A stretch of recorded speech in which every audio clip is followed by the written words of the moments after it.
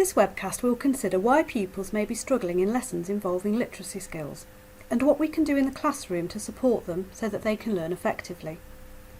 Many subjects use literacy as a medium for teaching and learning, and if pupils have difficulties with an aspect of literacy, this can mean that they're not able to access learning activities in these subjects.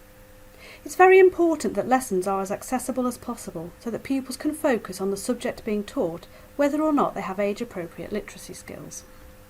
As with all teaching, the most important starting point is to know the pupils in your class, and in this case, this means knowing which aspects of literacy they may be finding difficult. At all ages, your pupils may struggle with one or a combination of areas. Some pupils will find phonics and the actual decoding of words difficult. This may affect reading and spelling, and this will particularly be the case for pupils who are dyslexic. Some pupils may find it difficult to read, remember and spell key words, particularly for subject-specific words which may be new to them. For others, the difficulty may be in reading comprehension. They can read the words but find it difficult to construct meaning from them. This becomes more pronounced as pupils get older and the levels of language used in subject-specific texts become more challenging. Many pupils have difficulties with language comprehension, and this will obviously impact on reading comprehension. Writing is often the most difficult area. This may be due to spelling problems, as already mentioned, or to issues with composition, i.e. knowing what to write, how to construct a sentence, or how to structure a longer piece of writing. Some pupils will find certain genres particularly difficult. Other pupils will find the physical act of handwriting difficult or tiring. And linked to all of these is the issue of engagement. For pupils who find literacy difficult, actually engaging with a task that involves reading or writing can be extremely challenging, and it often seems easier not to try than to repeatedly fail. The starting point is to consider which of these areas are most affecting progress and how your teaching strategies relate to this. Some of your pupils will already have their needs in literacy identified, so you should be aware of their difficulties. But there may well be others whose literacy needs have not been identified as such. It may be that they're considered to have issues with attention or behaviour, when actually there are underlying literacy difficulties, so bear this in mind. Always talk to the pupil themselves too about what helps them and what doesn't help them. This could be recorded on a pupil passport, so all staff are aware. There are lots of strategies that you can use to make your teaching more accessible for pupils with literacy needs. One of the most important is to make teaching more visual. We tend to rely on the auditory channel, particularly our voice, and expect pupils to listen, understand and remember information presented this way. For many pupils this is challenging because of language or memory difficulties. So consider how you can present the information visually. This might be as simple as writing the keywords on the board so they can be seen as well as heard, or the use of pictures, photographs or symbols. The use of colour can also be very helpful. It can be used to categorise or emphasise or to aid memory. Please do be aware of the large number of pupils who have difficulties with colour perception, however. Information could also be presented using a mind map or similar tool. This will help some pupils to see the links and connections within a topic.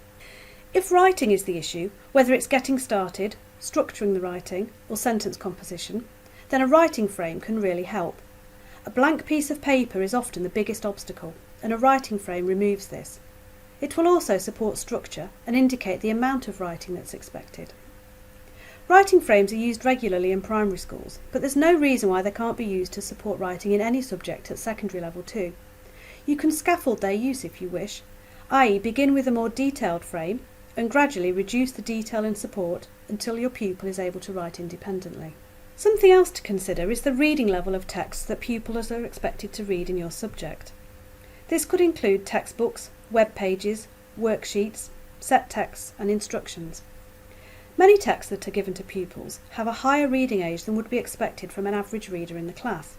For example, Year 7 pupils being given text with a reading age of 13. This would be too challenging for at least some of them. Of course, we cannot change set texts or textbooks, but we can be aware of their reading level and support pupils by explaining tricky vocabulary or simplifying complex sentences. With text that we write ourselves, however, we can help ensure that the readability is appropriate. Sentences should be as simple and as short as possible, ideally containing a single idea. active sentences are easier to understand than passive sentences. Tier 2 vocabulary, i.e. the academic vocabulary found in many texts such as justify or predict, can cause particular difficulties, so if you do use it, make sure its meaning is clear. It is possible to check the readability of text using Word through the options selection. And simply by being aware of how difficult the text we use is a very good starting point. Think about the idea or concept that you wish your pupils to learn and consider whether the text being used is supporting this for all pupils. ICT can offer a huge amount of support for pupils struggling with literacy, and I will only scratch the surface here. One of the most valuable tools is text-to-speech and speech-to-text software, and most devices now offer this, sometimes in the accessibility area. If pupils are reading on a device, this is a quick and easy way for them to be able to access a text which they may not be able to read independently, meaning that they can focus on the subject material being presented, or to communicate their understanding without having to write. ICT also offers support for writing, as pupils who find handwriting difficult can use a keyboard, and there are programs to support spelling and writing composition. Simple ICT, such as talking postcards, can also help the writing process by allowing pupils to speak their ideas and then listen to them over and over again while they write.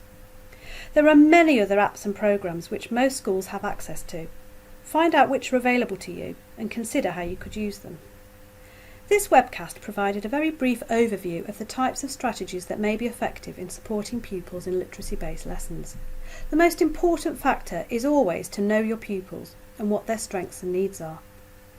You should then consider your teaching strategies and whether they allow pupils to demonstrate their understanding of the subject rather than be constrained by their difficulties with reading or writing. This will help you to think about what alternative strategies you can implement to enable all of your pupils to achieve their potential in your subject. These measures should support the majority of pupils to access your lessons effectively. If you have pupils who continue to have significant difficulties, speak to the SENCO about what more could be done for them.